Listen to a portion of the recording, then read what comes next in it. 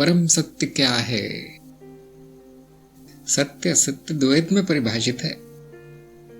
अगर द्वैत इसके स्तर को परम मानते हैं तो हाँ, वह अनुभव करता परम सत्य है। लेकिन जब हम अद्वैत के स्तर पर पहुंचते हैं, जो कि हमारे हिसाब से परम है, ब्रह्मन हमारे हिसाब से परम है, उसके आगे क्या है? उसके आगे कुछ नहीं है। शून्यता के परे क्या होगा? कुछ नहीं, शून्यता ही होगी।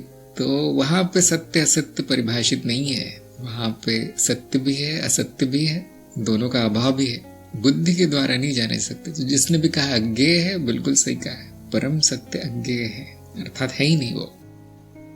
शून्य में क्या सत्य होगा, क्या असत्य होगा? इसीलिए हमने यहाँ कार्यक्रम में पहले बता दिया गया कि देखिए, ये सत्य का अर्थ ये होता है, अनुभवों का वर्गीकरण होता है। अंत में सारे अनुभव एक ही वर्ग में पाए जाते हैं, जो मिथ्या वर्ग है। कि अंत में तो सभी अनुभव मिथ्या ही साबित होते हैं। और हम कह देते हैं कि हमारा मानदंड जो है उसके अनुसार अनुभव करता सत्य है। तो बिल्कुल सही है, हर अनुभव असत्य है। और इस तरह से परम सत्य निकल के आता है अनुभव करता। लेकिन वो अंत नहीं है, द्वैत के परे अद्वैत है। यदि वो परम है तो वहां सत्य नहीं पाया जाता, वहां असत्य भी नहीं पाया जाता। वर्गीकरण वहां पे असफल होता है। वहां वर्गीकरण की आवश्यकता नहीं है। वर्गीकरण का अर्थ है आपने बांट दिया उसको 2 में, 3 में, 4 में। अद्वैत का अर्थ है एक, बांटा नहीं जा सकता।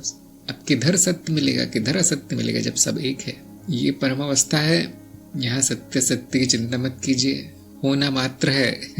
यहाँ बुद्धि नहीं लगानी चाहिए, होना मात्र है। जो है वो है, तथाता अस्तित्व। तो जब भी कोई परम की बात करे, हमको पहले परम की परिभाषा देनी चाहिए। इसमें कोई नियम नहीं है कि हम क्या परिभाषित करें परम को, इसमें कोई नियम नहीं है। लेकिन एक बार यदि आपने परम को परिभाषित कर दिया, इस शब्द को, उसके बाद तय होता है कि सत्य सत्य क्या होगा। यदि मैंने परम की परिभाषा अद्वैत के स्तर पर की, अद्वैत परम है, तो अब वहां नहीं कहना है सत्य सत्य, बात ही नहीं करनी है। और अगर मैं कहता हूं कि नहीं, देखिए ऊपर कुछ हो नहीं सकता अद्वैत में, तो सत्य असत्य के लिए मैं द्वैत को ही परम मानूंगा, वहां पर सत्य असत्य खोजा जा सकता है। द्वैत है तो सत्य भी होगा, असत्य भी होगा। बड़ा सटीक रूप से परिभाषित है द्वैत में सत्य असत्य। जो परिवर्तनशील है वो सत्य है। बड़ा सटीक हमने परिभाषा की, और तर्क के हिसाब से, हमारे अप्रोक्ष अनुभव के हिसाब से बिल्कुल सही परिभाषा है। और कोई परिभाषा जो हर संदर्भ में लागू हो जाए नहीं पाई जाती। यही आवश्यक है, यही परिभाषा आवश्यक है। और यदि मैंने परम को द्वैत के रूप में परिभाषित किया है तो वहां सत्य अनुभव करता है। ऐसा प्रश्न आते ही पहले आपको ये बताना है कि परम का मतलब क्या है, और उसके अनुसार फिर आपका उत्तर आएगा।